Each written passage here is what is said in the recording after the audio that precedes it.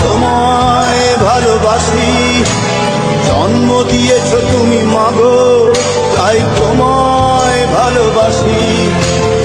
আমার প্রাণের বাংলা, আমি তোমায় ভালোবাসি।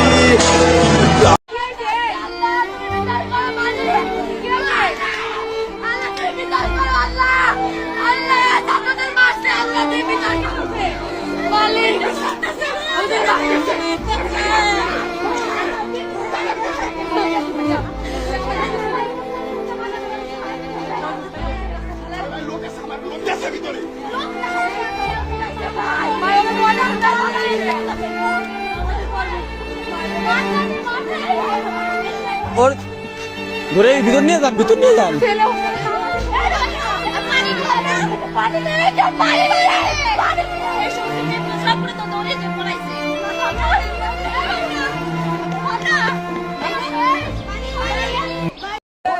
দুধের না আমাদের ভোলা মাত্র খাওয়াচ্ছি, আমার আর করার কিছু নাই। আমি ব্যান গাড়ি চালাই,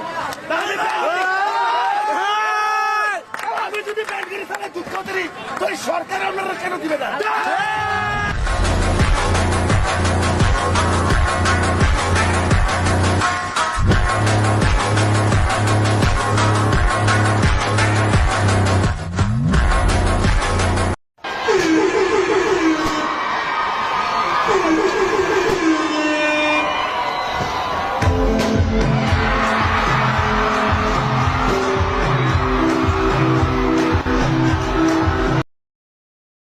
আপনার মেয়ে 10 বছর পর জব পাবে না, আপনি তখন কি বলবেন বলেন?